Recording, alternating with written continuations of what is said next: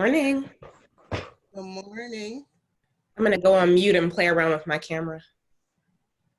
Okay. Good morning, everybody. Good morning. Good morning. Oh, we're twinning. I'm working with it. I'm good with it. So ladies, just quickly, I looked through all your bios and just kind of pulled out some things.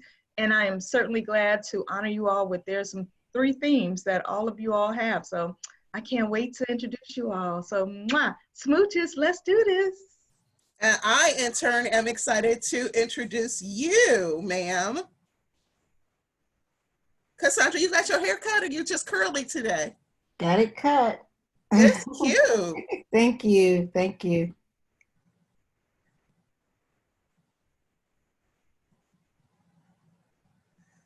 All right, we had a little drama this morning. Thank you, Anna, for alerting us to that drama ahead of time. Amen, honey. Practice make perfect, right? Hi, Erica. You're on mute. Okay, there I am. Let me change my daughter's name off of here.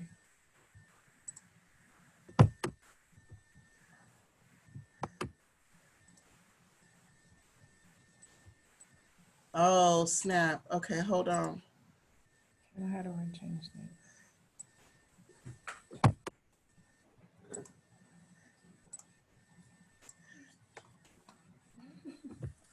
Can I change the characteristics of the meeting while I'm in the getting meeting? technical support from my daughter.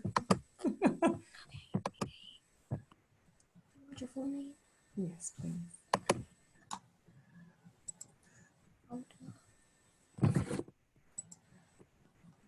I got it from here. Okay. Thank you.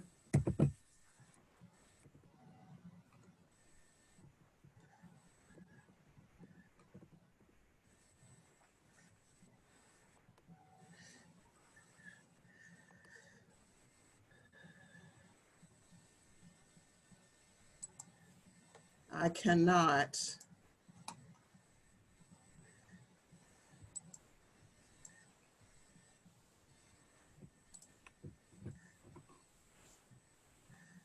What are you trying to do, Sora Ardra? I'm trying to fix the chat so that it's not public. Remember we talked about that? Mhm. Sorry, I wish I could help. I don't know how to do that. It's all good.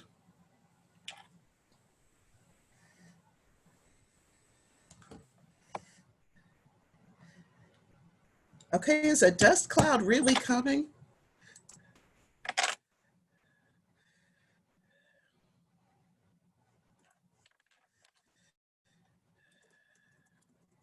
So RJ, I am setting up the poll that you asked for.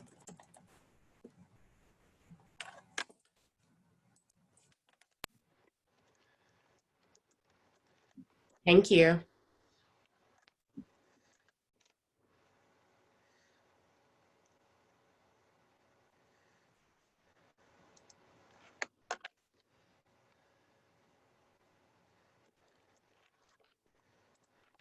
So RJ, we're going to introduce the poll at the end. I thought you wanted to do it at the beginning. The beginning? Okay, honey, look, thank you for the reminder. Okay, so that'll be something you will say as part of your introductions, or will I? You can have it. Okay.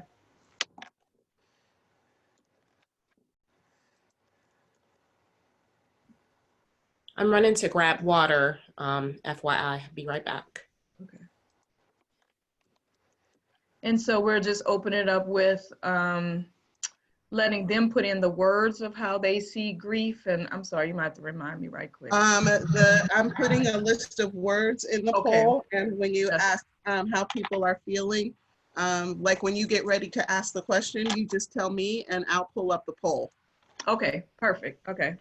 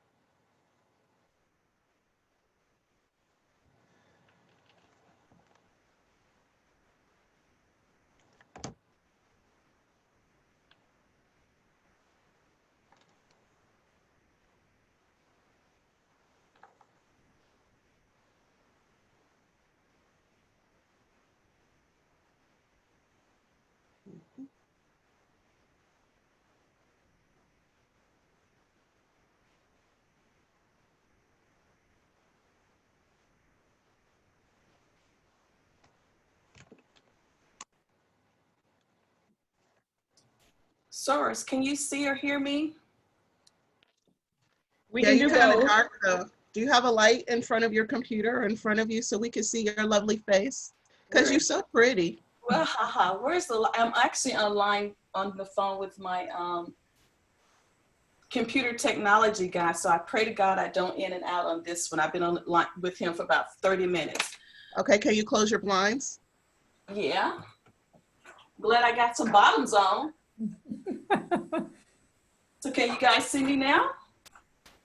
That's better. Your face still isn't clear. Where is the light button on this thing? No, I mean, like, do you have a lamp or something on your desk that you can turn on to illuminate? Like, look, see what happens? Look at me. Mine is on, look. Let me see if I can go back. How's that? No? No? I may have to go grab a lamp. Can you move your light closer to your computer?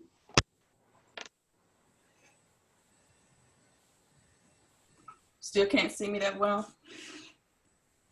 I see you, but I don't see details. Let me see if I can go get a lamp. Hold on.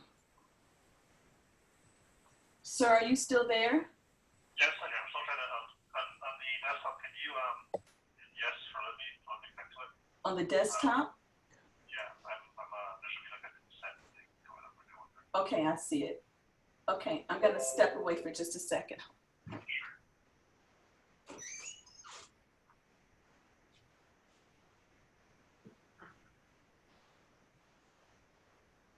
Sorkay, I see you here. Would you have a problem if I make you a co-host of the meeting in case I need you? Hi, Sir Audra. That's fine. Thank you. I appreciate you. Oh, Lord. Now I really got to pay attention. Only if I am I'm joking. I am having, no, seriously, we talked about this at Breakfast with the Basilisk. I am having computer problems, and my computer crashed on me during Breakfast with the Basilisk. And I've been trying to hold off on purchasing a new computer, but I'm going to have to go get one today. Okay. No problem. I'm here to help. And y'all all look real pretty, too, you know. Let's see what Source Suzette has. Love the pink. Oh, yes, yes, yes, ma'am.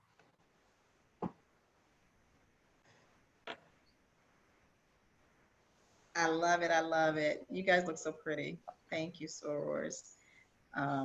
We are adjusting technical difficulties.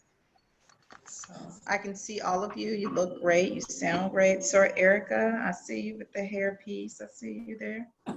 How you doing? Good. Good to see you. Good morning, Sora Suzette. Hey, Sir RJ. So Rosalind is working. Sandra, love it. You guys look great. Trying to get my camera stable so I can actually not have to adjust it during the call. There you go. And I need to get a charger. Last time I did this, I was like 2%, and I was like, oh God.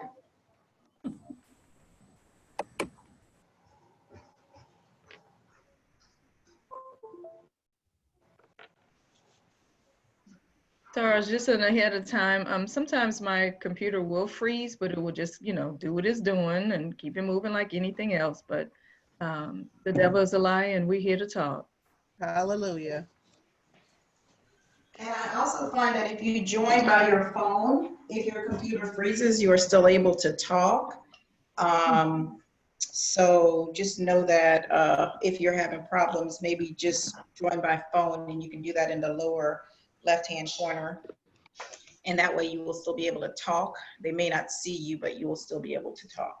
Okay, cool beans. I'm going to grab my phone. Yeah.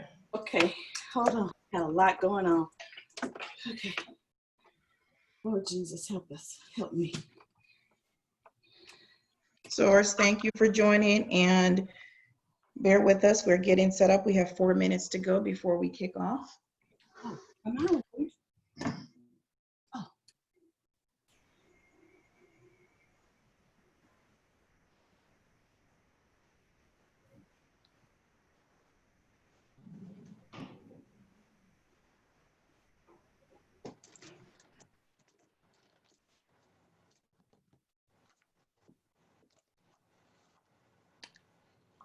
That's better, Rosalind. Just rigged it, girl.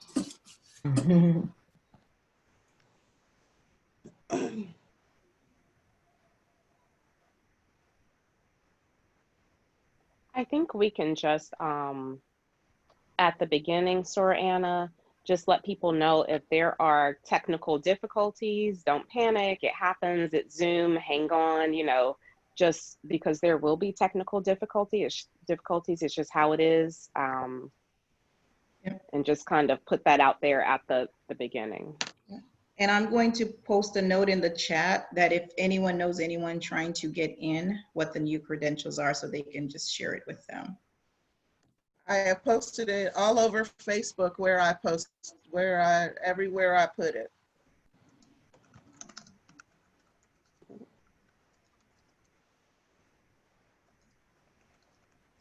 Thank you for that, Sorry, Suzette. I'm in on my phone too.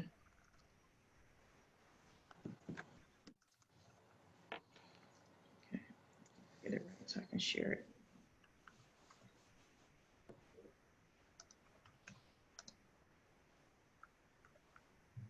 Well, thank those of you who found us.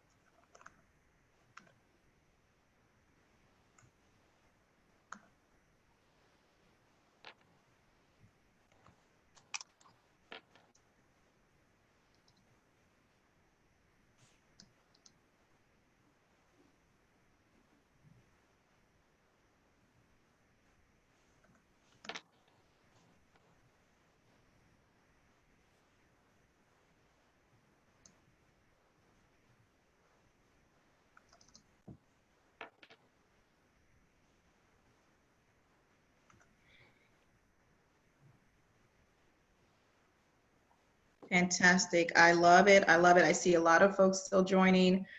We will kick off in a second. We're giving those that are joining time to find us. Please just log in. Do put us on mute when you get in the meeting. We will kick off shortly.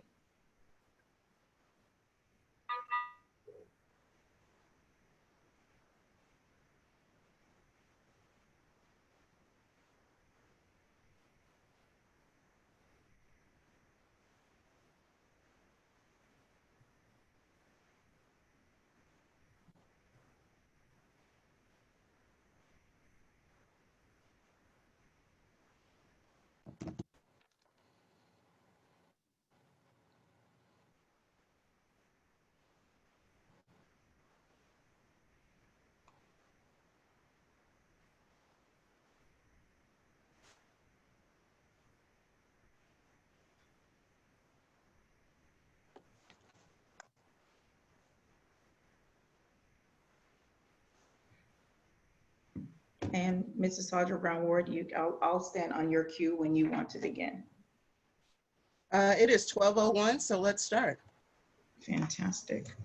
Fantastic. I see a lot of you joining. We have 51 members on the line. We are expecting a larger group. We just updated the meeting credentials. So if you are just joining, I have posted the new meeting credentials in chat. Please do share that with friends and family that you shared the initial information with. We apologize for the technical error, but please do share that so we can have others join us for what I know will be a fantastic conversation. I am Suzette Lassane. I am the Vice President of the Tau Epsilon Omega chapter of Alpha Kappa Alpha. We serve the East Point College Park area. And on behalf of our international program, this particular series that we've started has been a lightning rod series. It is under our target that supports women, healthcare and wellness. The purpose of the Pink Table Talk series is really to have real in-depth conversation on the issues that matter to us most. They are the poignant things that are happening, they're current, they're relevant. So if you joined us for the first Pink Table Talk, where we really got in there about COVID, we talked about the mental challenges, we talked about the medical facts around it, we talked about how to parent through COVID.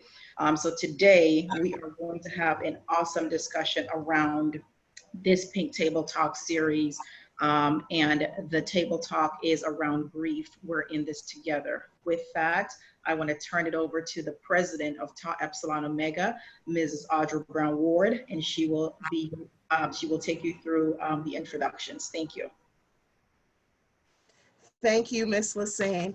On behalf of Alpha Kappa Alpha Sorority Incorporated Tau Epsilon Omega Chapter, I want to welcome you to this afternoon's Pink Table Talk. I am so excited about this initiative that we have under the leadership of Mrs. Lassane, and we're so excited to have you here with us. So thank you to all of the members of Tau Epsilon Omega. I want to acknowledge you at this time and thank you for being here and for your never-ending support of our chapter's programs. I want to thank all of our guests from other chapters of Alpha Kappa Alpha Sorority Incorporated and all of our community guests and friends. Thank you for being with us today. I do not want to prolong the time because I am so excited about this conversation. So let's just dive right in.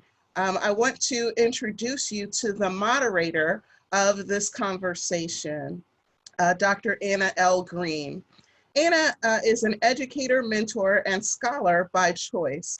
She earned her PhD in educational psychology, being a college professor and administrator for over 20 years, which has afforded her many opportunities to collaborate, publish, and create an extensive network of support among African American women in higher education. She is the co-founder of Sisters of the Academy Institute.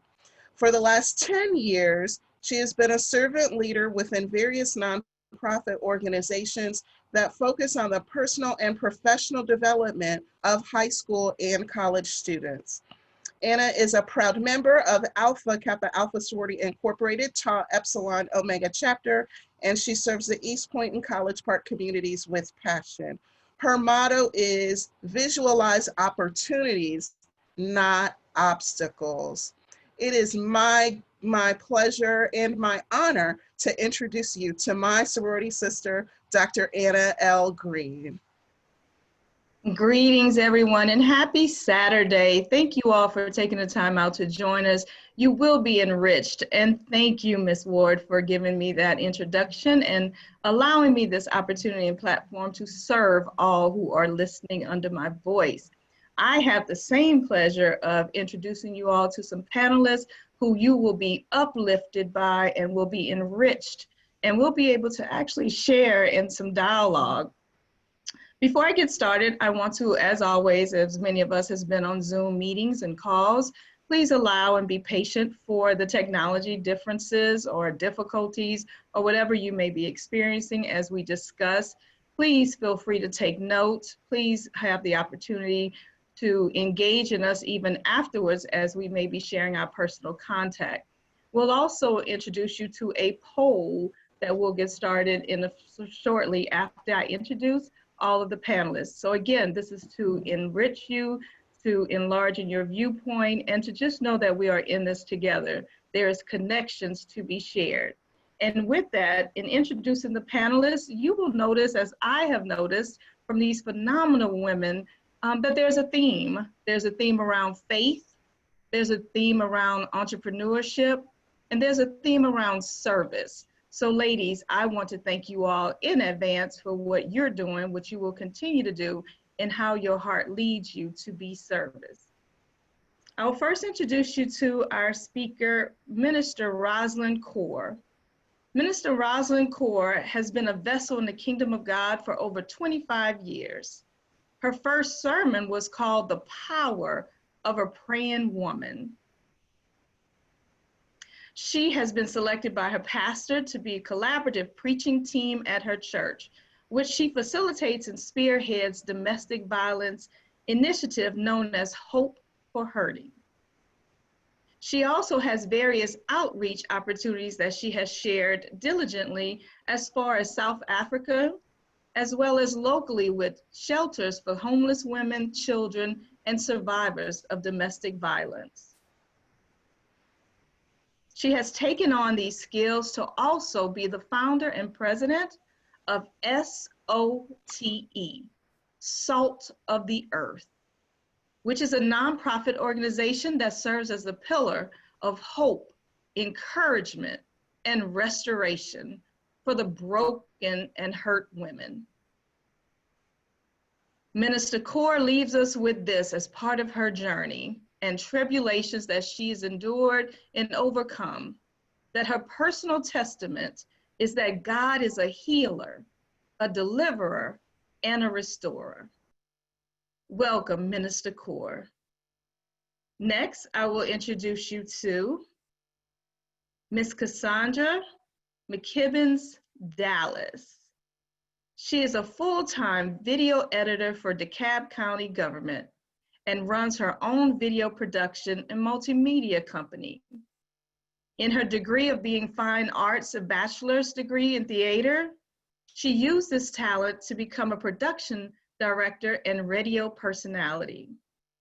But this didn't stop Ms. McKibbins Dallas because she felt in her spirit and faith to drive her, and now has opened the doors for McKibbins Enterprises, LLC in 2006.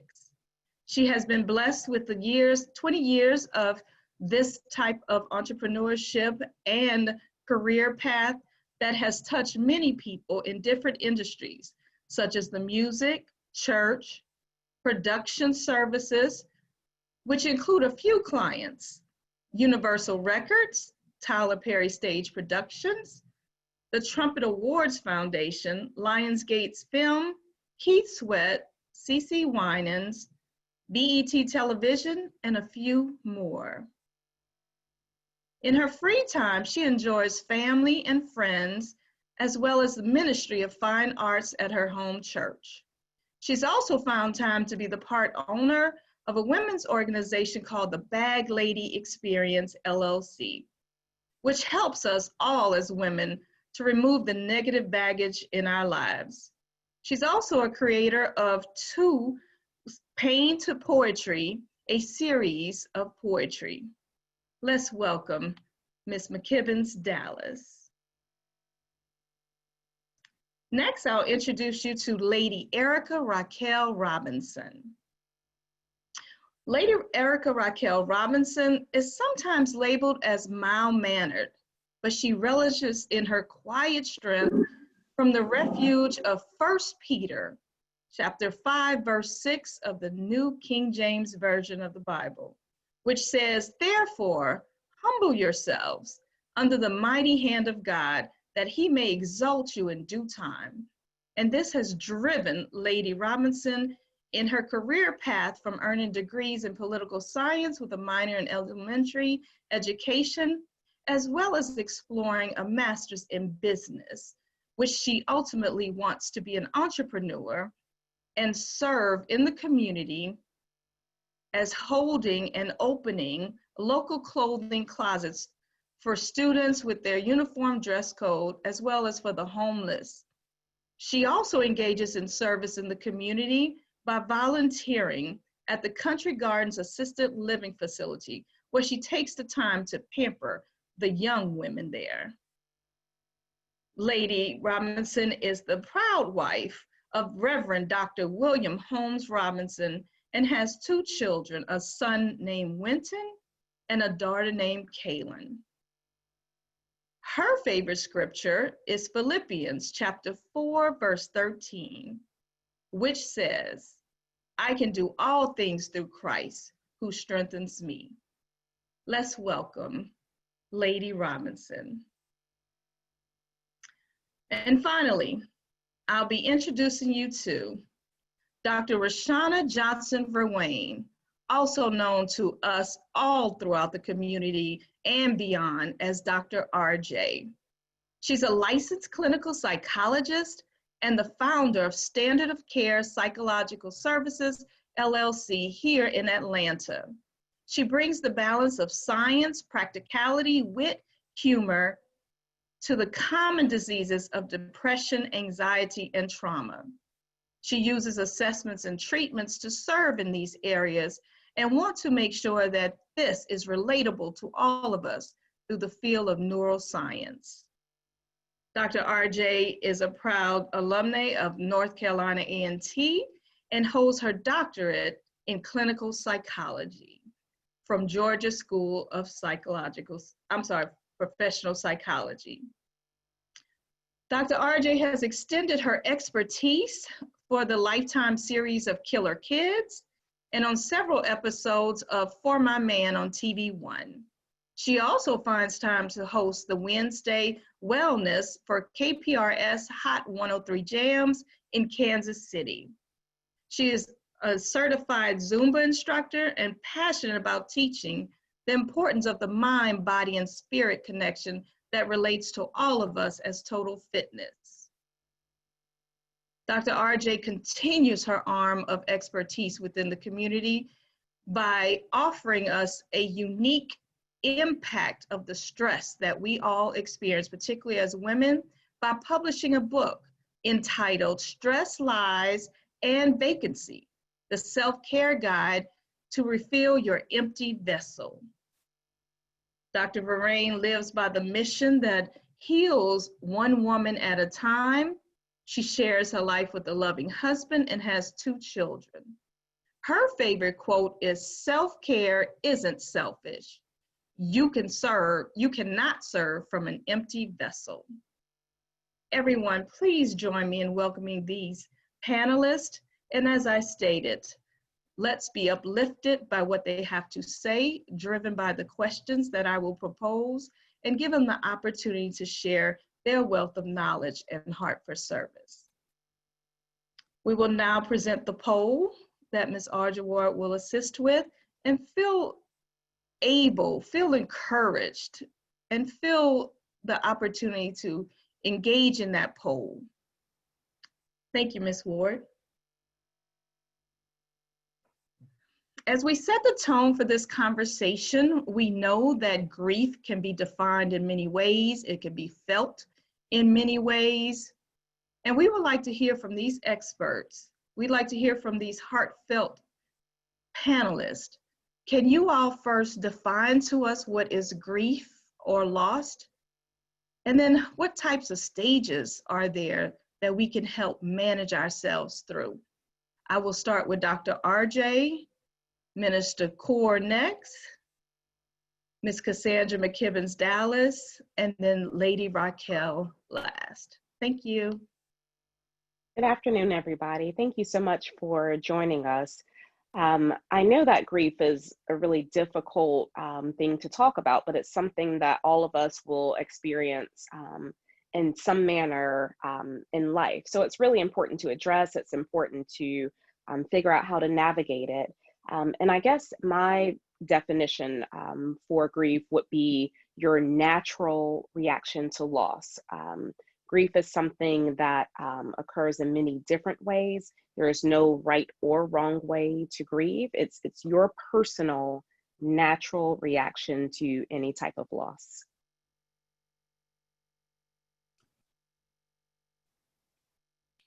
Thank you all. Good morning for having me.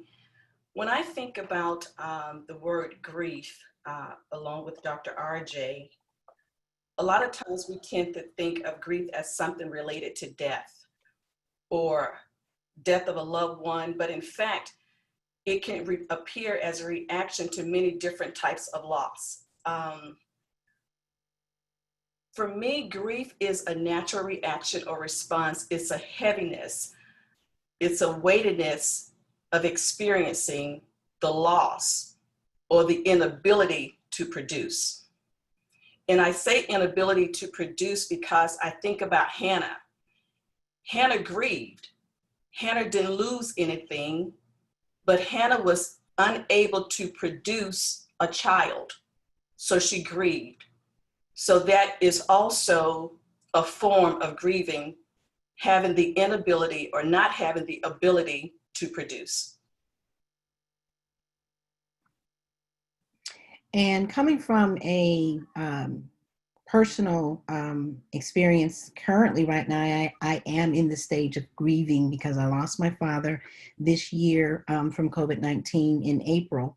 And this has been the closest person to me that I've experienced this death. So for me, the grieving process has been, just as previously said, it's been very different for many of the family members in my family. Some of us are crying daily. Some of us are angry. Some of us are feeling resent or guilt because we didn't have a chance to say goodbye. So for me, grieving is very personal. It's almost like a different stage of life that we experience, and it's just very new to me. That's why I was excited about being part of this panel, because I myself will be learning some things about this as I sit in my grief.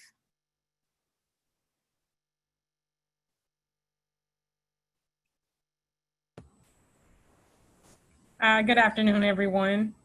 Working in funeral service part-time, which I do mostly during the summers when school is out.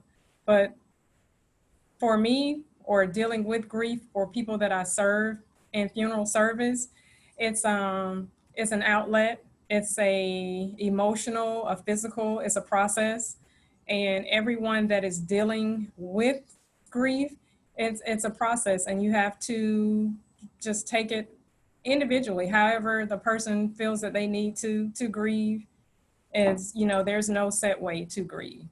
So you can't tell a person, this is what you should do or how it should be done. It's a process. Thank you, ladies, for that. And I would like to follow up because each of you all took on a different and unique approach to it.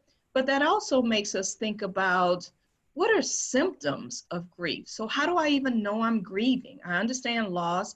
I understand being without. But can we talk about what are some of those symptoms? Because some of us may not even know that we're grieving or that we're even mourning.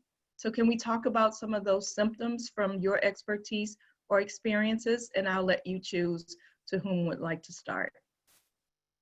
Grief can often look like depression. And so you may have insomnia, you may have change in appetite, feelings of hopelessness or helplessness. There can also be, just a loss in the capacity to have pleasure, or you're not enjoying things you used to enjoy. So grief can definitely mirror or mimic symptoms of a more traditional depression.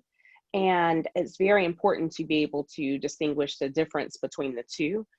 They overlap, but with grief, the symptoms should lessen over time. And of course, you'll have spikes on holidays, birthdays, various triggers, different reminders, but over time, and there's no set time, but over time, the symptoms should lessen and kind of wax and wane. But if those symptoms remain acute for an extended period of time, then it has moved into depression. And that's very different from, I guess, what a healthy grieving cycle would be. For me, I would say that some of the symptoms of grief would be, one would be physical, change in your appetite, restlessness, you're crying, you're sighing, you have feelings of emptiness. The other one would be emotional. You're angry, you're sad, you feel numb, you're filled with guilt, you're filled with anxiety. And then there's the social symptom, which means that you're withdrawn. You don't want to be bothered with anybody. You have a lack of interest in every and anything. You just try to avoid people in general. And then it goes along with your behavioral and also things like you're snappy, you don't respond how you used to respond. So all those things can be physical, emotional, social, and behavioral, I think.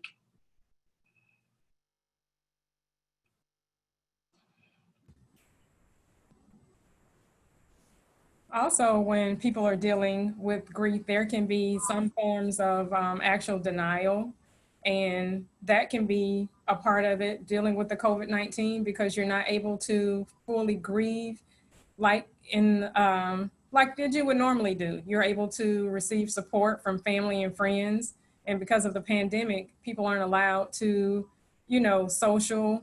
There's a social distancing piece, and you're not allowed to have, even with a funeral service for someone, there can usually only be about 10 people, and a lot of services are now having to be video conference, and there are a lot of graveside funerals because of the social distancing. So people aren't being able to grieve in the process that they're normally able to.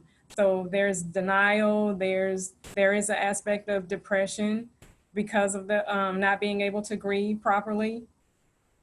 So something else, some people are angry as well because they're not able to grieve properly during this time as well.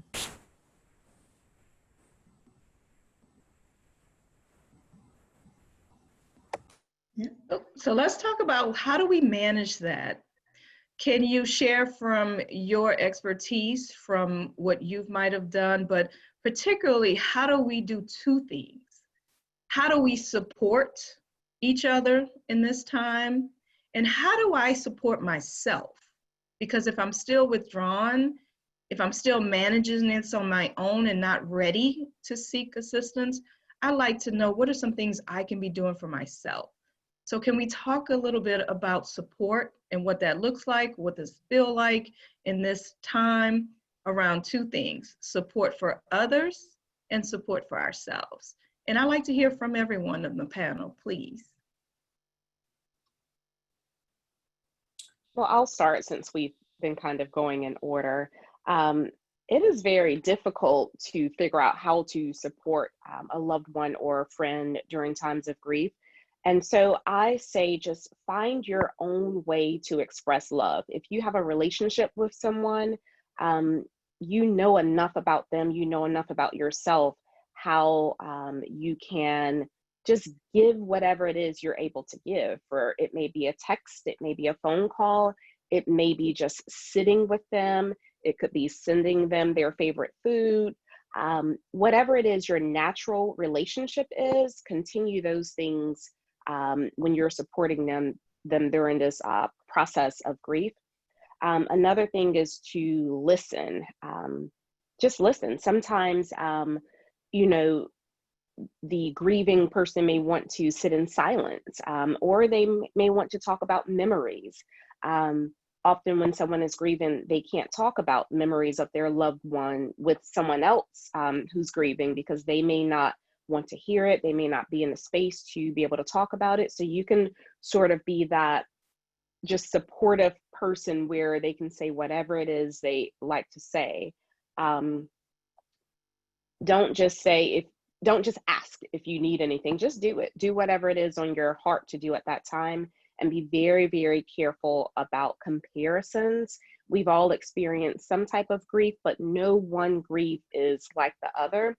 And it can feel really minimizing if you are trying to help, but you're comparing your grief to someone else's grief. And I just like to make a point about what do we do, especially moving in this whole COVID-19 new normal.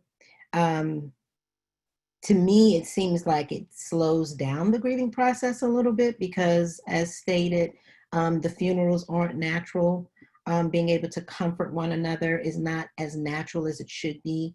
And just from my personal experience being around the small family gathering that we could have, even thinking about reaching out and touching and hugging and wiping tears, in the way back of your mind, you were thinking COVID-19, but then at the same time, you were trying to grieve. It made it very difficult.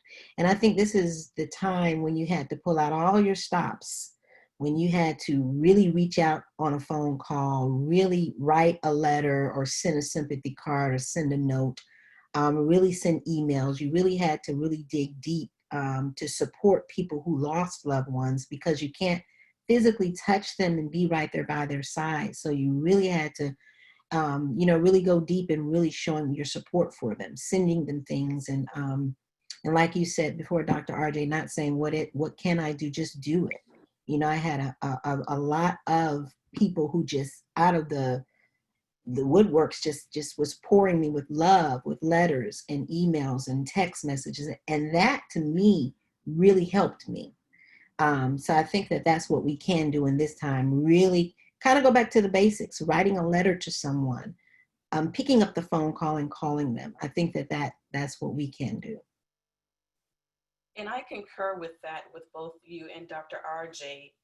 And I think that we want to let them know that they are not alone in this, knowing that they are not isolated, in their grief.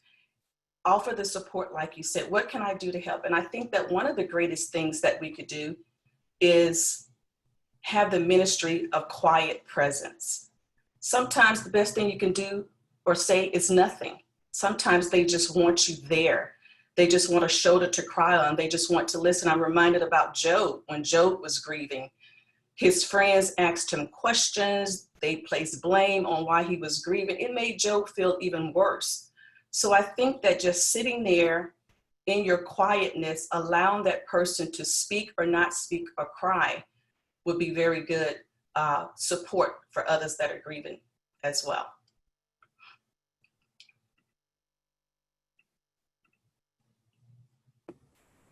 Because everything is so different, something that we implemented at my church, because we're not able to attend members' funerals, of their loved ones.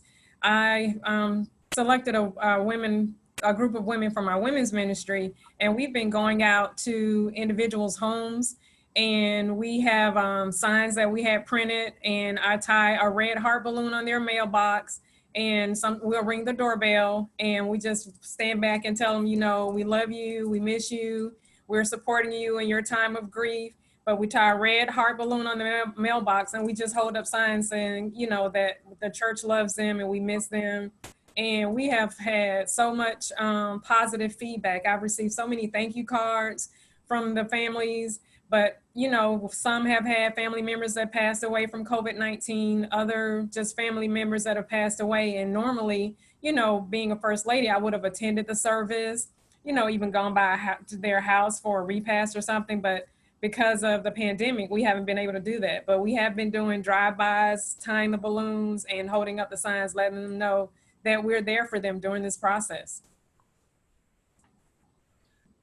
Excellent, ladies. Thank you. Thank you. Anna, can I add one more thing? I don't know if I'm delayed. Sorry. Yes, no, I just want to jump in and add one more thing. Feel free to just ask what it is the person needs you to do. I'm thinking about some of my really close friends or best friends when they are grieving the loss of a parent or whatever. Sometimes they may want to sort of change the subject or talk about something else. So I'll ask, what do you need from me today? What do you need? And sometimes they'll say, I just want to avoid eye contact. I don't want to think about it. Let's talk about Netflix. And so, being flexible enough so they don't feel like every time they call you or talk to you, you're going to bring up the grief. They may need a healthy distraction. They may want to go for a walk. They may want to, think about something totally different and have a healthy escape from what they're dealing with. And so be open to that as well, because that's very important for the grieving person to feel like they can escape without feeling guilty. Thank you for that, Dr. RJ. And each of you have certainly touched on something that I want to expound on. And again, I would like to hear from each of you all. So as we know, we tap into our spirituality, our religion, our faith. We're still human. We were still blessed to have free will and make a choice. And sometimes we're a little angry, a little disappointed, frustrated. The why me? Can each of you all talk about how do we manage our spirituality? How does it grinds us or not? How does it validate us or not? How does it help us with the void? But can you talk a little bit about spirituality in the sense of anger as we're dealing with grief? or managing? I'm gonna say managing grief. I would say that the first thing that I want to say, you talked about just being human. You know, we can be spiritual, but we still have these feelings and these emotions. And the first thing that we have to realize is that we're going to have anger, but we cannot allow the anger to have us. We have to control the anger. It's okay as believers to be angry. We're not going to lose our salvation card. God's not going to take it away from us. Paul even said, be angry and sin not. It's not so much the feelings of anger, it's what we do with the anger. It's the action. I'm just reminded of, you know, how God was mad with Israel, angry with them for 40 years. Jesus was angry. He went into the temples and threw the tables over. David was an angry man as well. He cried out to God. He called on God to rescue him. He protested and he prayed. So here's my point. I believe that we can use David as a point of reference, as a tool that can be put into place to help us navigate through this painful journey of grief. So how do we manage this grief and still stay saved? For me, I would say give yourself permission to protest to God with boundaries and with respect. You have to be honest with God. You have to allow yourself to release your pain and your anger. And what does that protest look like? Have you ever heard the phrase, I need to get some stuff off of my chest? Tell God how you're really feeling. And the best thing that we can do is to be honest with him, because in any relationship, if you're not honest, it's not healthy. So this is the place where we can release ourselves so that the dam can open up, and that allows room for God to begin to heal us. Kick, scream, throw tantrums, tell him it hurts, tell him I don't like this, I don't want to go through this, let this cup pass from me. So we have to be honest with him. And I would say another way you do, just release your tears. Let the tears flow. I'm reminded of, I think it was when God told Hezekiah, I've heard your prayer. I've seen your tears. And he says, surely I'll heal them. And so it allows God to begin his healing process with you when you open up about your anger and what you're feeling, to go through the process. The other thing is not only just protest to God, I would say create a playlist of supporters. When you're in the place of anger, we can't go through this grieving process by ourselves. When you think about a playlist, you have a playlist for different things. You got a playlist when you go to the gym, it helps you go the extra mile. You have a playlist when you're cleaning your house. Those playlists help motivate you. And I would call those playlists of supporters your collaborative pulling team. What does that mean? That means that these are the people that you are going to listen to help pull you through the other side of your grief. That can look like your spiritual community, your counselor, your therapist, your support group, and also I would say your friends, select friends, maybe like some Aaron's and some hers. If you recall when Moses was fighting, the Israelites was fighting with the Amalekites, Moses got tired of the fight. He could no longer hold up his arms. So Aaron and Hur were on both sides of his arms, holding him up. There are going to be some days in your anger that you're just not going to want to fight anymore.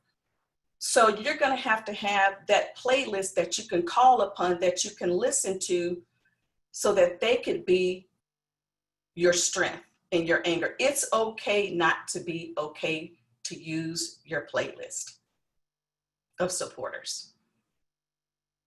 And then the final thing I would say is just not only protest, not only your playlist, but prayer and praise. Because sometimes in the midst of our emotions, we tend to disconnect from God. But this is the time that we should draw upon him. When David was angry with God, David always cried out through his temper tantrums. But at the end of every crying out, David gave praise to God. And before you know it, David was okay. So I would say those things, that's how you manage those anger, knowing that you cannot do it by yourself. And we had a low positivity rate of 103% for a sustained period of time, but within the last 14 days, what we have seen is our positivity Other rate panelists would like to add anything? period of time. And so it's created a bit of a challenge for us within. Yes, I ask that you all make sure that you're muted. We can hear your background feedback. Thank you. Everything Soror Rosalind touched on is very important and very imperative, but praying and is so key. And we have had to pray with several members regarding, you know, the grieving process because everything is different. So just hold on to your relationship with God and pray for individuals, even if you're not praying for them, you know, over the phone. You know, pray for them when you're praying to God. Just pray for them, and you know, God hears all of our prayers. So just make sure to keep them lifted up in prayer.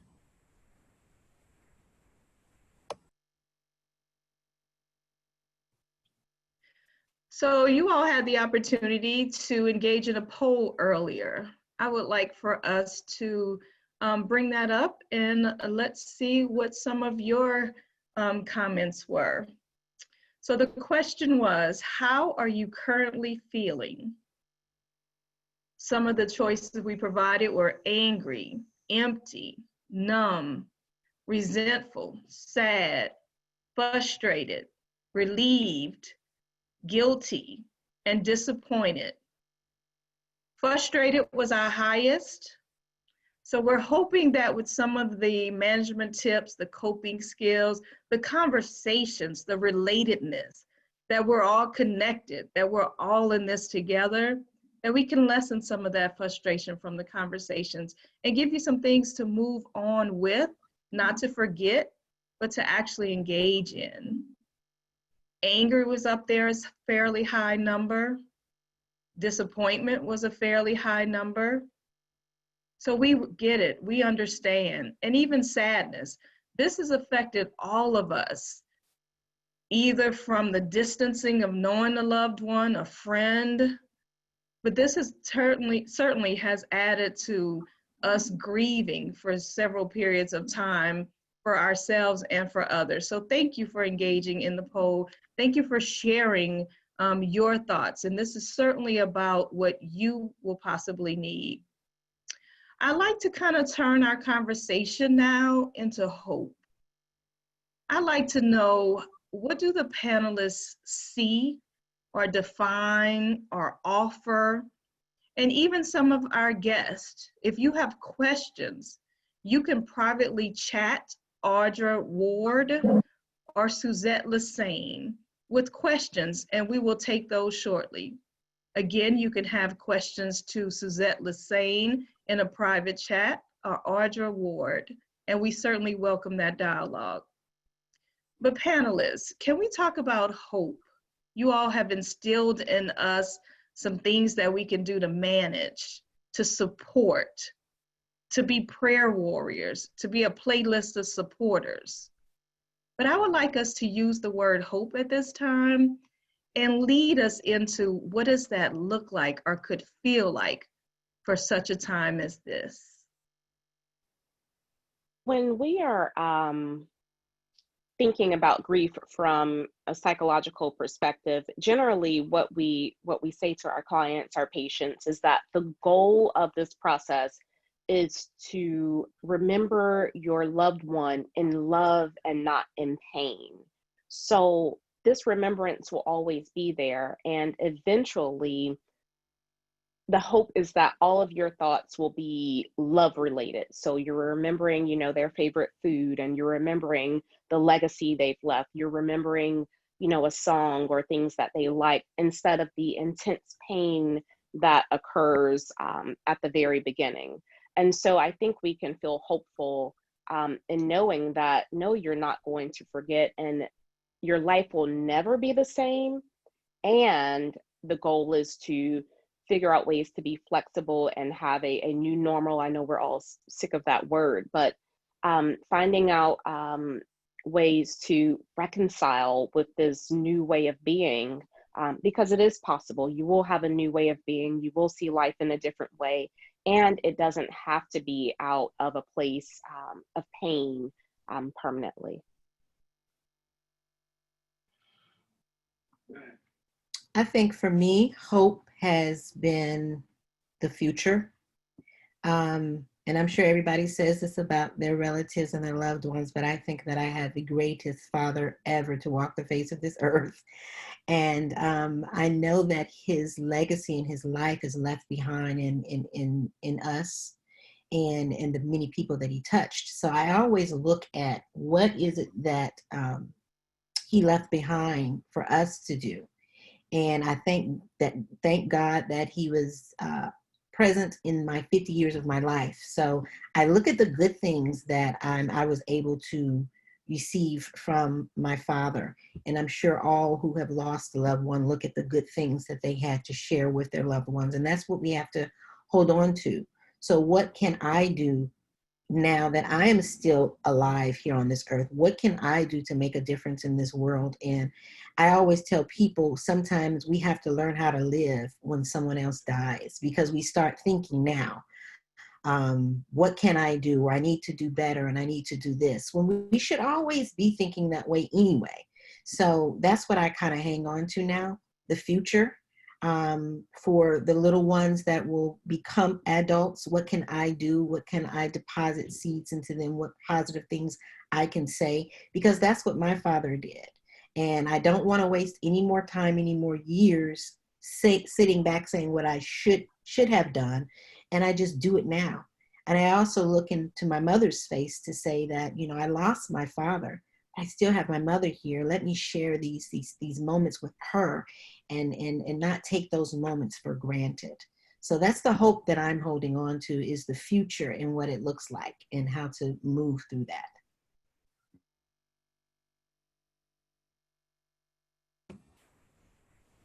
I think that's very important what she said, but I do think planting seeds, sowing seeds, paying it forward, and for me, a large part of giving back and outreach.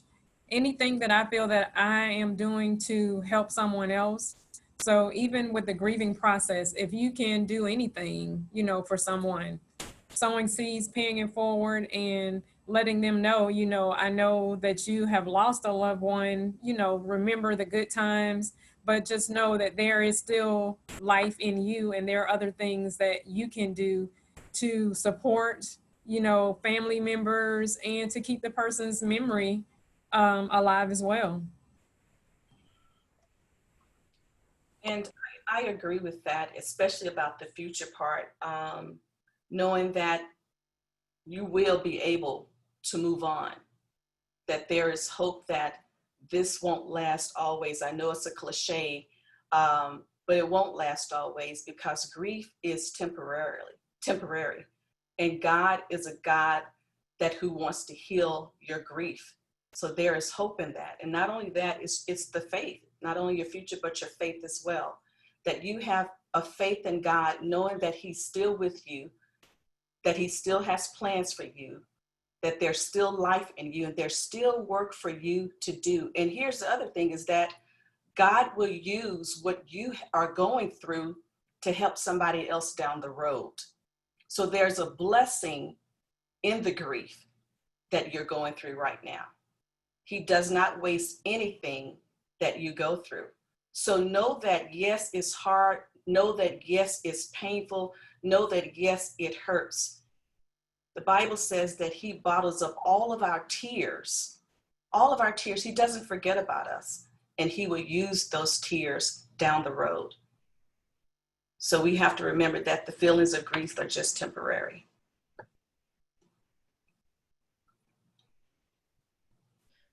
Thank you all for that. And I am aware of a few questions that are in the chat, so I'll address those now and give those to each of you to answer however you feel you can, based on your expertise, based on your experiences. So one of the questions, and it's really coming from this hope question that I put out there, but how do we start support groups? How do we support each other collectively? So that is one question, and I have a few more from that one. I think we can start with the support groups that are already there. Most churches or ministries have some type of grief and loss group or support group. I know there are also support groups for like at various hospitals for different things. If there's like breast cancer or other types of illnesses, and definitely for children, there is a program called Kate's Club, and it focuses on helping children grieve because children grieve differently. And also, if there's a loss of a parent, they may not be able to express themselves to the other parent, the surviving parent, because they might feel like they're putting a burden on them. So Kate's Club is another place where there is support for children. And I would say just reach out to existing, like Dr. RJ just said, just reach out to existing support groups. If you're trying to start one, perhaps you could sit with them or collaborate or connect with them to see what is it that you need to do. And I think that not to overwhelm ourselves is that don't think about, oh, it has to be 50 people. Start with 1 or 2. Start within your own family. Your own family could be a support group. You could be the leader of that. If someone's in your family is grieving, you all are grieving, you take the lead and you start the support group. But reach out to your spiritual support, reach out to your counselors, your therapist, your church. Start there with your support group. Some funeral homes as well offer grief counseling. Some offer them in packages for, you know, when you're setting up the services for your loved one. But most funeral homes, if you ask if they, you know, don't list anything, most funeral homes have grief counselors or grief counseling support groups. Definitely the church. We do have a grief counseling ministry at our church, and I know because of the pandemic, you know, they're not having face-to-face meetings, but phone calls, I'm sure they're continuing to have. But funeral homes, and there's a series of books that you can get. I think the guy, his name is, I think Kenneth, is it Hogg?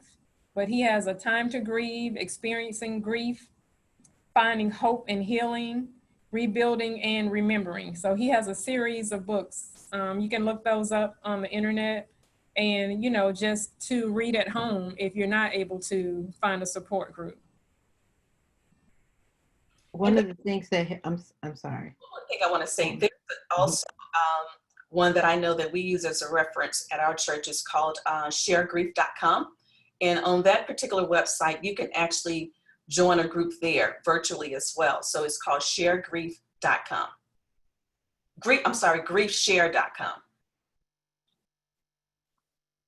And what it helped me as well as my sisters, we did a lot of prayer calls, prayer conference calls via Zoom, via phone. That really helped. And also, don't forget about your healthcare providers. They reached out to, well, mine did, reached out and said if I needed any type of grief support, that they could direct me into some places to go as well.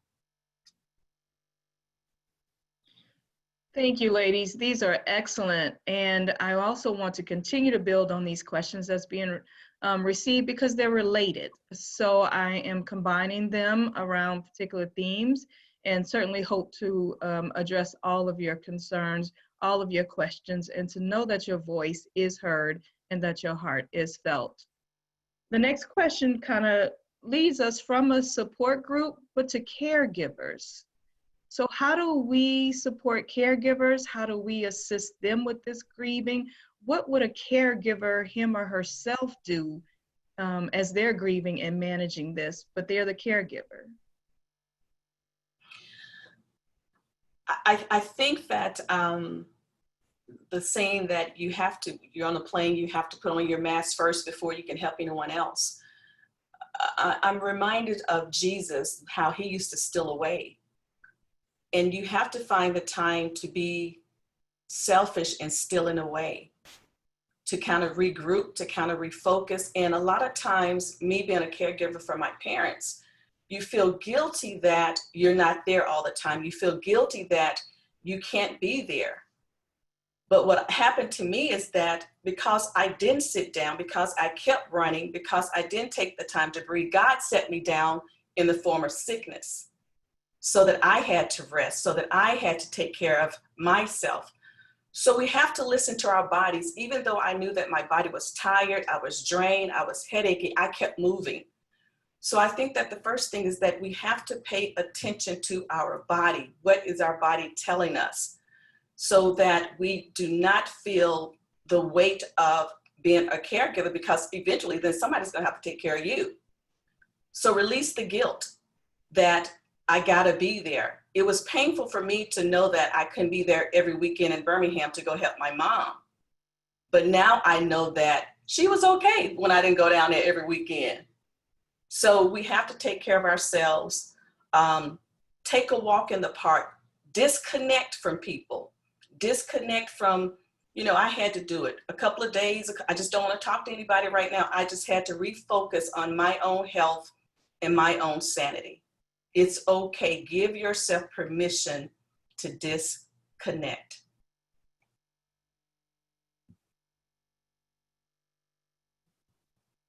Thank you. That was well said, well felt.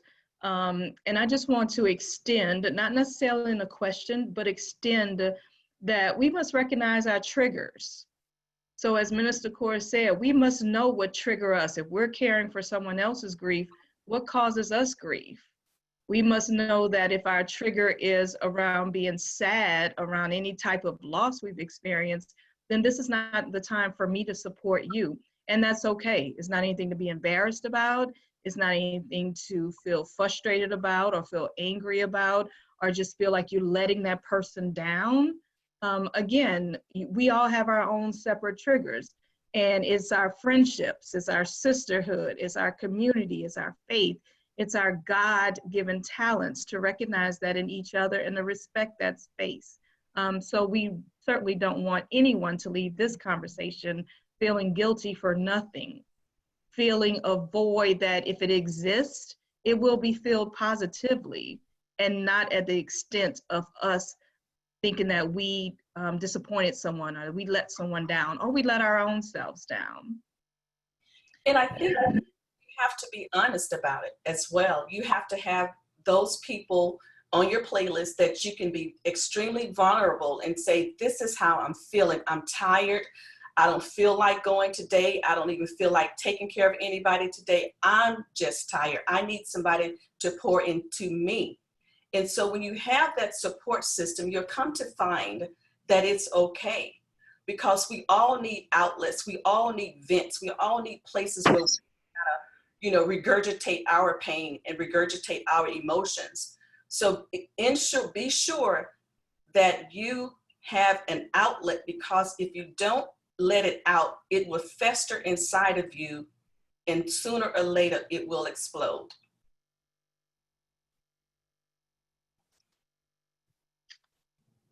In addition, we're also getting questions around prolonged grief. So is there a time? Is there a length? Is there something I need to be concerned of if I'm still grieving 2 years later, 3 years later? Can you all help us around the length, and how would that be prolonged if that leads into a disease, or that just leads into us switching the way we may manage our care for prolonged grief? So we have to make sure we're distinguishing prolonged grief from depression. So untreated depression will result in physical illnesses, all sorts of additional issues. Prolonged grief, I would describe it as just having an episode here and there, but not chronically, right? And so there is no set time period. A long time ago, people would say, well, after 6 months or after a year, right, you should be back to normal. And that's absurd. normal will be different for you.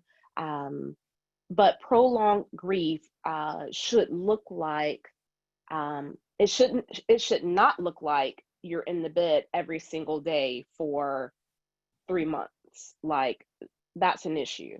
And so if you are having difficulty functioning, not normal functioning, but just functioning, period. So eat, sleep, socializing at a very minimal basis, if you're unable to work, that's when you may want to talk to a therapist or a healthcare provider to make sure that it's not depression. They can help you distinguish between prolonged grief and depression. It's not something you can figure out on your own. Grief is a highly individualized process. It depends on your support system. It depends on the relationship. It depends on if this is the first time you've had to grieve. It depends on if you're isolated. There's so many different variables. It can depend, you know, if the loss is a child or a parent or a spouse or a sibling. Grieving is different based upon the relationship as well. I say just see a therapist. That's always my go-to answer, but let a professional help you distinguish if this is something more serious like depression, or if it's a more normalized experience, which is grief that's occurring for a longer period of time.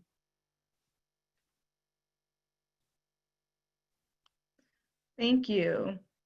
In the beginning, we talked about grief and loss.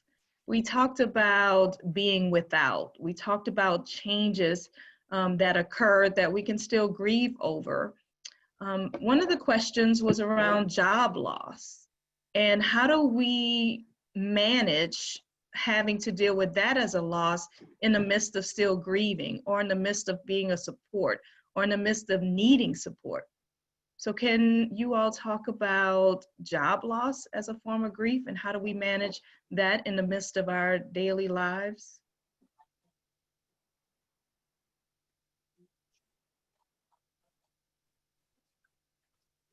So grief, it's not always about the death of a loved one. There are so many different types of grief. Of course, job loss is one. There is relationship grief.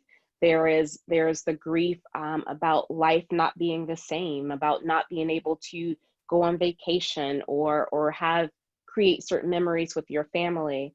When we think about grief, automatically we think about death, but it's any loss. It's a natural reaction to any loss that happens, and it's both a universal and a personal experience. So as it relates to job loss, it might help to talk to other people who have that same collective experience. The individual experience won't be the same, but at least that collective experience can be supportive, and just having a place to vent, to express your feelings in a safe way.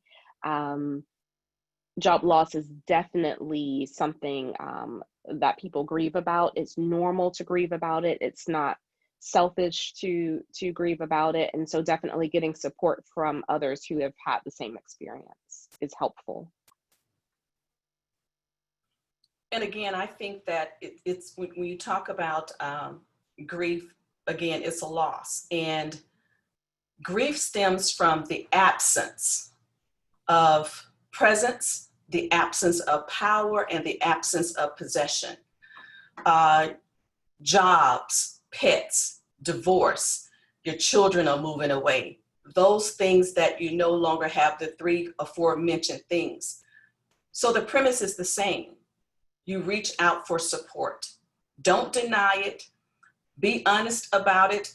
This is what I'm feeling. This is where I am. What do I do with what's on the inside of me? Because grief is just a natural expression, a natural emotion of what you're feeling on the inside. But then when it gets to a point of mourning, mourning is an external expression of what you're feeling on the inside of you. You're kicking, you're throwing things, you're punching things. When it gets to that point where it's uncontrollable, like Dr. RJ said, seek help, seek support, Don't be ashamed of where you are and what you're feeling. You have to be honest. And I keep saying this, you got to be honest in order to move forward and in order to get to the other side of what you're going through.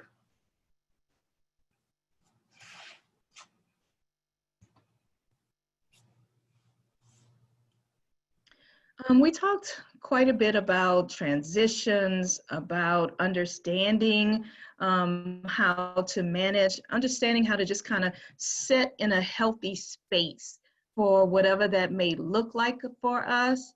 And so now I want to talk a little more about next steps. You all gave us some things to transition around, some topics.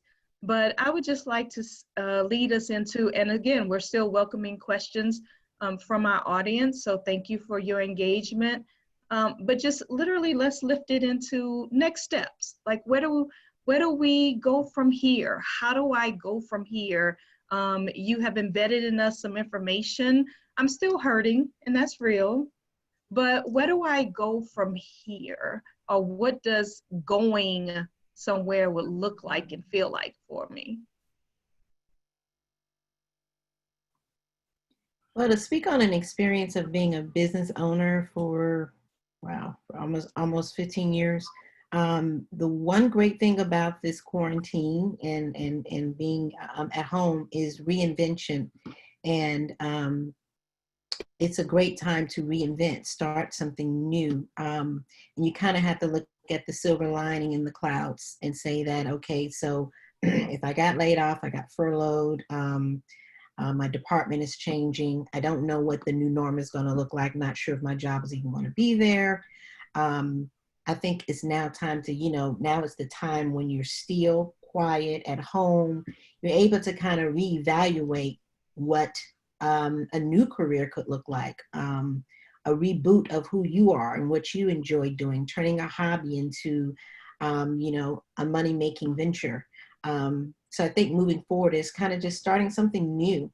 And that may be stepping out of your comfort zone. It may be stepping into something you always wanted to do. Never thought about it. Well, hey, let me just take a chance and see what happens. And also just kind of looking at those things around you that make you happy, because that's also a part of healing with the grief. I enjoy this, so let me see where this could take me. If this could take me into a new business, a new venture, partnering with someone else. So it's all also about reinventing yourself and trying something new. It's a good step into moving forward.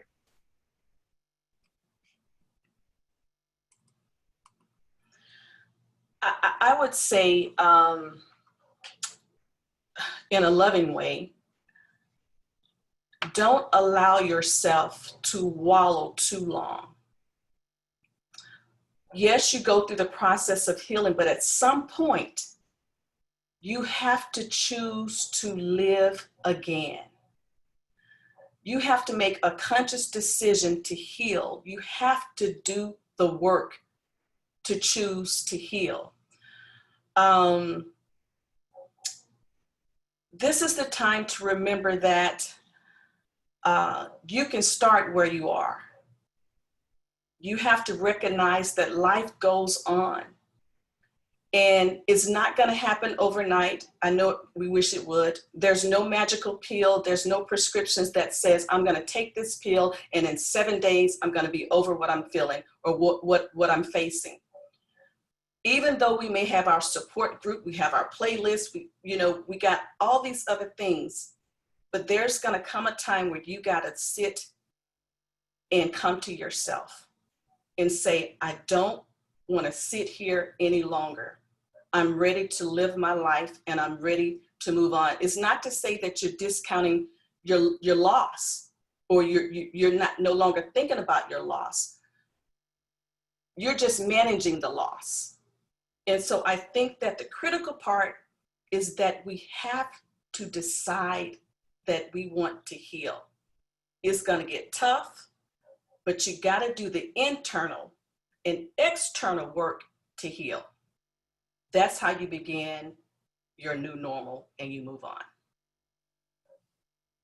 Because here's the other thing, thank you, Holy Spirit, that God created us to live an abundant life, a free life. And though this loss was not to be a part of it, you are alive, you have another chance, you have the opportunity to create such an awesome experience, to be such a blessing to those that are going to come behind you, so that you can share, this is how I made it over. So there's a blessing, as silly as it sounds, in your grief. You don't understand it right now. You don't want to hear it. You may think I'm telling a lie, but I promise you, on the other side of through, it's going to get better by and by.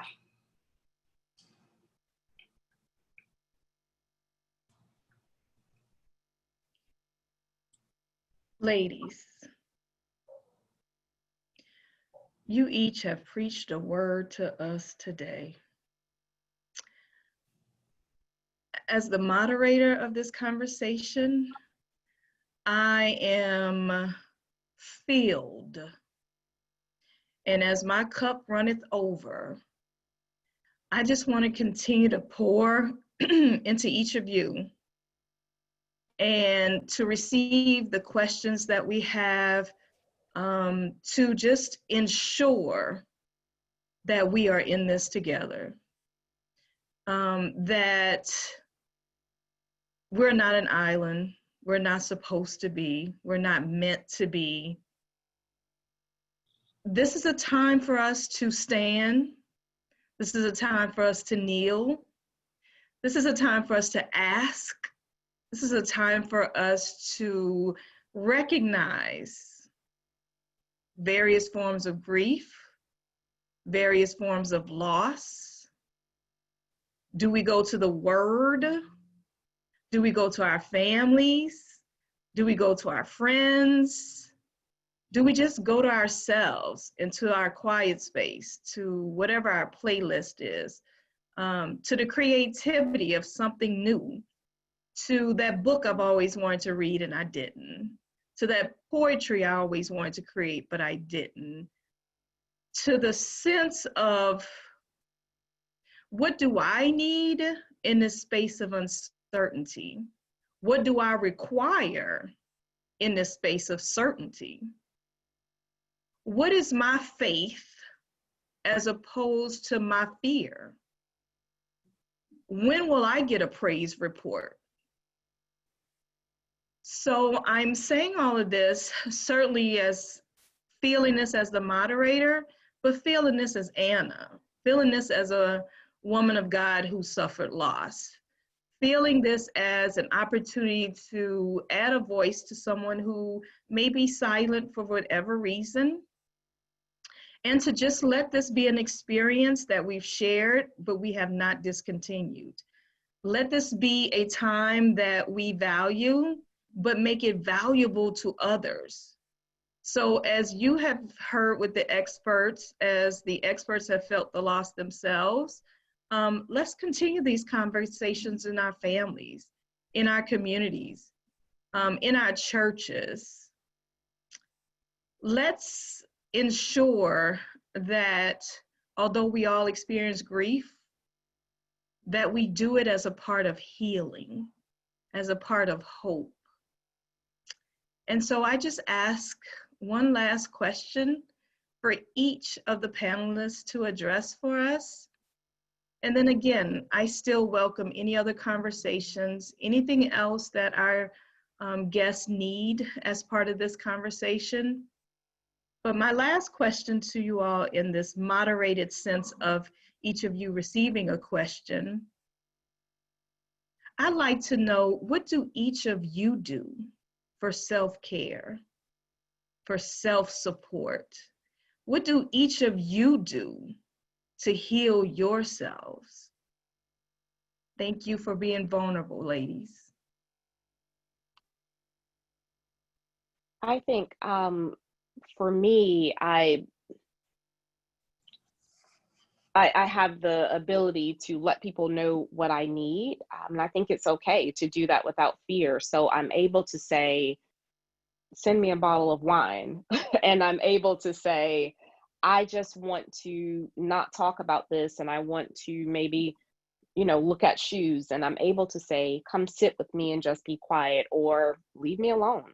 And I'm fortunate enough to be surrounded by people who get that and who understand that. My village allows me to ask for what I need and to receive what I need. So my form of self-care is staying surrounded by people who can hear my voice and who are able to basically give me what I need when I need it. And that's definitely a blessing. What I'd add is, don't be afraid to let people know what you need. And if you don't know what you need, it's okay to say that too. So my self-care is asking and expressing myself. For me, and I'm going to be very transparent, I think that as believers, we wear this garment, this facade that we don't have troubles, we don't have trials, we don't have tribulations, problems, pressures, and pain, and that we don't crawl up in a shell some days. Until probably about last year, I think a couple of years, is that when I really realized that it was okay for me to say no. It was okay for me to disconnect. I had to learn that no was a complete sentence. I had to learn that I did not have to give an explanation as to why I was going to do something or why I wasn't going to do something. And so I think that one, me just being vulnerable in a sense that I can share with you, I don't feel good today. I'm not 100 today. I used to bottle that stuff inside of me and used to sleep in my bed day in and day out, wrapped up in depression. And so now I'm learning that one of my forms of self-care is sharing, calling up my favorite 5 and saying, this is where I am. I need for you to either, pray for me. Like RJ said, send me a bottle of wine. And yes, I'm a believer. I love the Lord Jesus, and I do drink me some wine every once in a while. And so those are the things that for self-care that I do. And I can just say that even in the time of my grieving and loss, and here's the thing, I was grieving my loss, the people were still alive.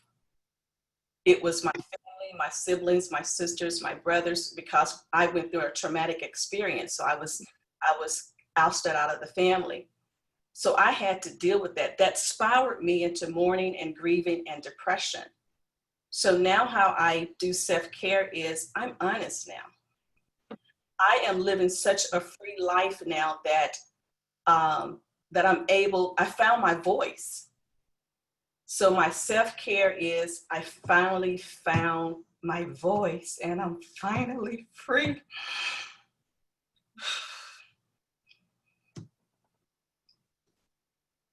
Excuse me.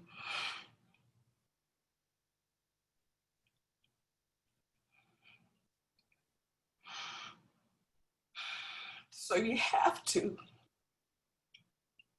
be selfish in taking care of yourself. Because if you don't take care of yourself,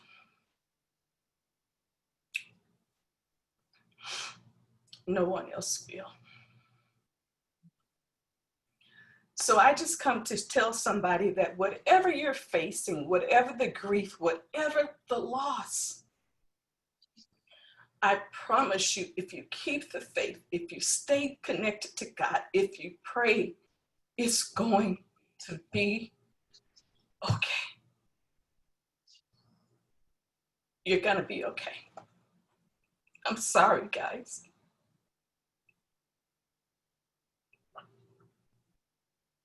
Mm. Don't apologize. Don't apologize. Thank you for your vulnerability. Mm. Yes, I truly believe that self-care is very important. And thank you, Sarah Rosalind, for sharing that. I pretty much do the same thing. You know, you've got to have somewhere to release everything that you have inside of you, whether that's a person that you just vent to.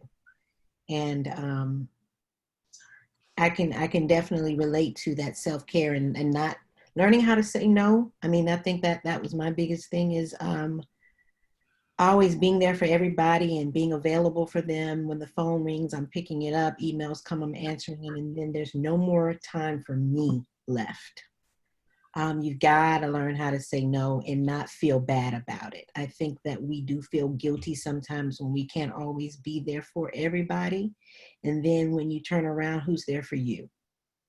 I do recall times when I needed help. And then when I reach out, no one was picking up the phone. No one was answering my text. No one was answering the emails. And I had to realize that I got to take care of myself first. So let 2020 be the year of self-care if you have not done that yet. You know, just let it be. Unplug the phone, turn the phone off, close your computer, and still away, even if it's for an hour, 2 hours, or a whole day, a weekend. You have to do that. And I just thank you, Rosalind. That was beautiful. I'm pretty sure there are a lot of people watching this right now who feel the same way you do, have felt it, are feeling it, didn't know what to do with it. And I'm so sure that you blessed someone with what you shared. And thank you for sharing your story. Thank you so much for that.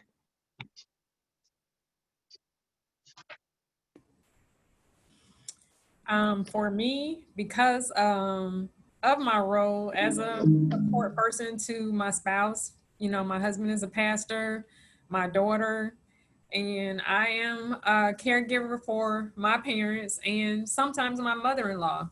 So during this pandemic, it's been a little challenging for me having to allocate time to take care of both of my parents and my mother-in-law. So for me, my self-care would be meditation and exercise. Sometimes I'll just get up early in the morning and walk. You know, I'll listen to either music or maybe something inspirational, but taking time to just have a little quiet time to myself. And during this pandemic, I think I've done more cooking than I've done over the course of my 12 years of marriage. It's like, wow, I think we've all gained a little extra weight. So just taking a little time, and I've even, you know, told my daughter, you know, just take an hour to yourself, do something that you want to do. You know, my husband has been working really hard, you know, making sure that he has messages ready for the congregation on Sunday online. So supporting him and my daughter, taking care of home, taking care of my parents. It has been a lot and overwhelming, but the meditation and the exercising and walking has helped me. Thank you, panelists, for that. And I knew self-care would be something we all need to talk about and we all need to do. And we should not shortchange ourselves for that. As I read in Dr. RJ's bio, self-care is not selfish.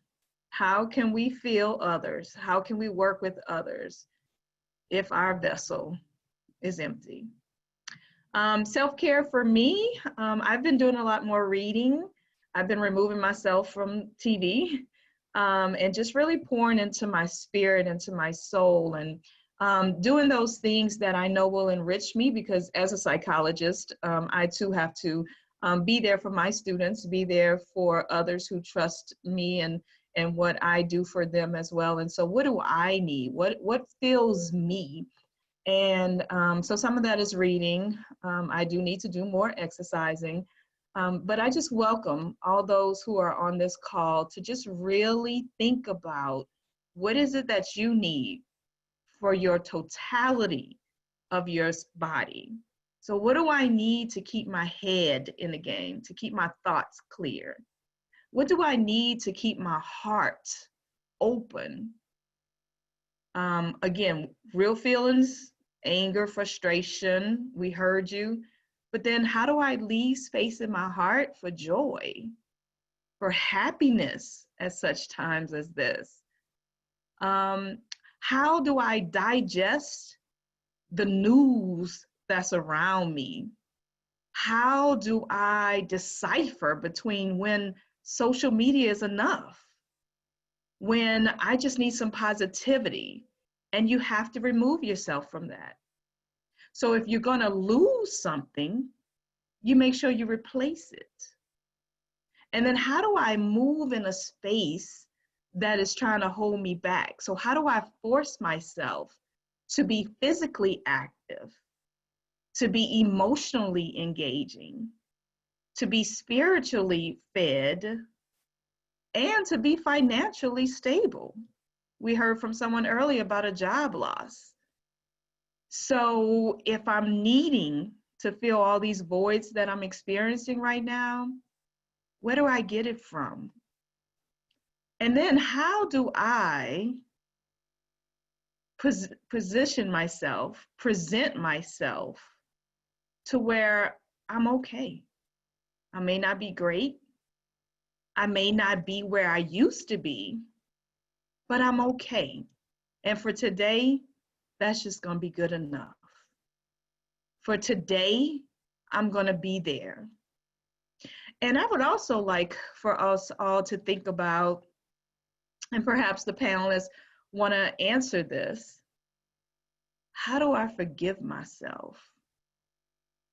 I think sometimes when we don't forgive ourselves for something that we either did or the omission of not doing, that's a guilt on us. That's something that we grieve. So how do we forgive ourselves? I'm not going to forgive anybody else until I forgive myself. Does anyone want to talk about forgiveness in the space of grief and what that looks like for us or others?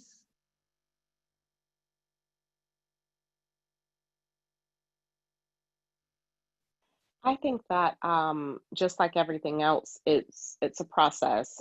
There is a great book called Forgiving Forward. I don't know if anybody here has read that. It's an amazing way of walking you through how to forgive yourself. So I'll say, you know, go to the experts about it. Forgiving yourself is really complex, and it's not something that's intuitive. It's not something that you just wake up knowing how to do. So definitely do some kind of reading and meditating around the steps that are necessary to begin that process.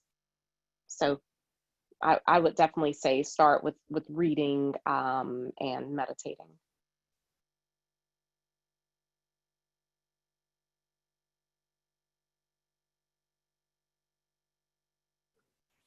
I think it also starts with loving yourself. You have to definitely love yourself to forgive yourself. And loving yourself, of course, as we just stated, self-care. You got to put yourself first. And also knowing that, you know, if God tells us that we are to forgive others as he forgives us, we should learn how to walk in his footsteps. You know, we've got to learn how to forgive others as well as forgiving ourselves. But I think that the foundation of that is definitely first loving yourself. You definitely have to love yourself and put yourself first.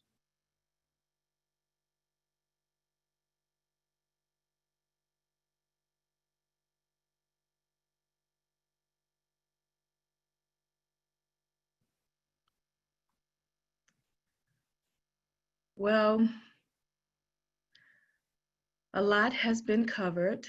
Thank you all for your private chats, for your public chats. We hope that we have offered you something that will build you up, that will validate your feelings, that will lead you into whatever your next is, that will restore you, that will provide you with something so that you can be whatever it is you need to be to others. And if we can give you one thing to take away with you, I certainly will offer this one word. It's a practice that I do with my students because it really gives them a thought. It really gives them a chance to hold on to that one simple thing that's going to get them through the week. And that one simple thing came from them.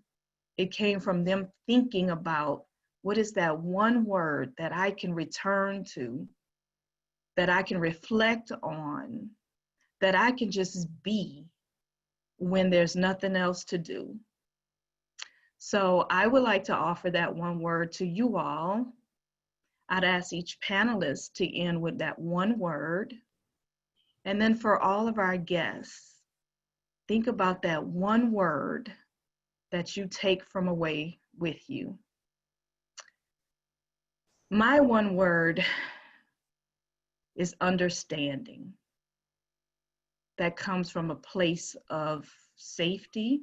It comes from a place of curiosity. It comes from a place of unknown, but understanding is my one word. My word would be resilience. Just knowing that every day will be different, and although we should stay in the moment, having hope for each new day. Every day we get a chance for new mercies, and we're granted a new grace, and we're granted strength and a new beginning every single day. And so definitely, I think taking advantage of those new mercies every day will help us to remain resilient. My word would be move, M-O-V-E. Knowing that you're not going to stay in this place where you are.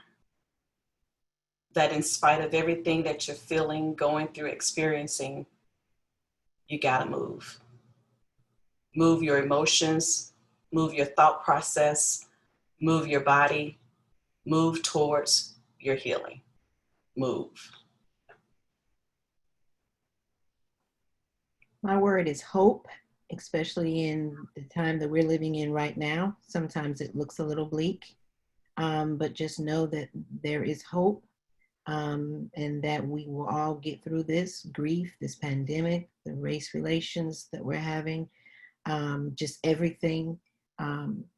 There is a new day ahead, and we've got to stand on the fact that there is hope.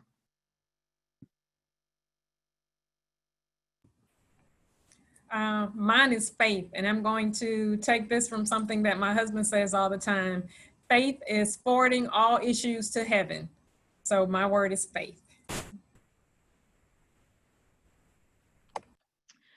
Thank you, everyone. Thank you. Thank you to our guests. Thank you to our panelists. Thank you to Ms. Audra Brown Ward and Ms. Lizette Hussain for putting this together. There were a few questions about some of the resources that was shared. So we'll make sure that we get that out.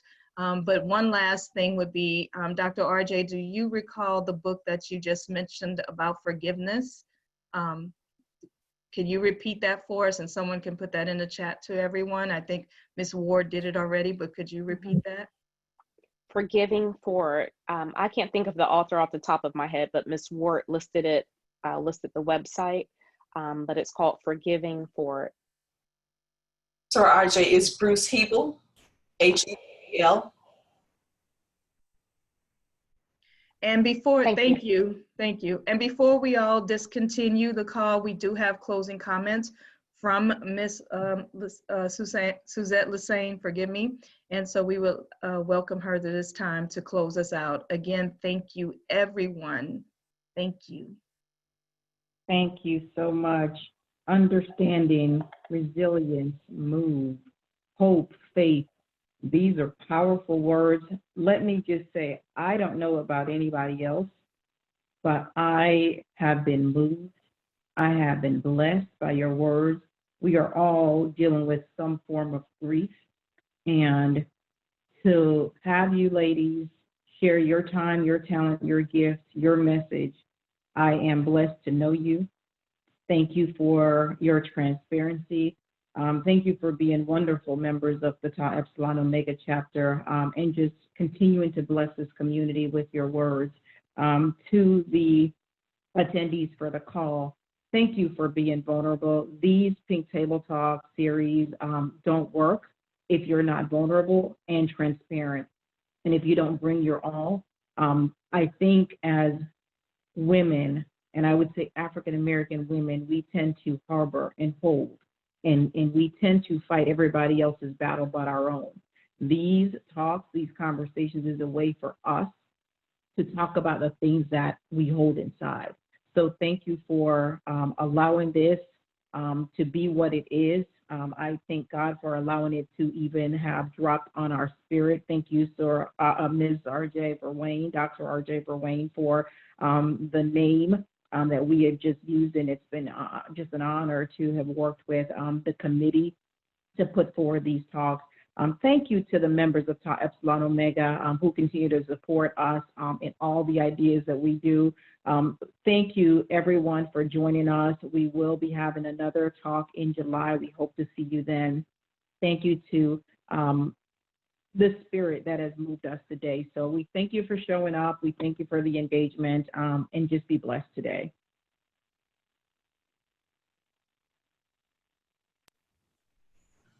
Have a good rest of your day. Thank you. Be blessed. Thank you. Bye-bye. Do we need to stay on? No? I would like us to, if you all don't mind, just for a few seconds.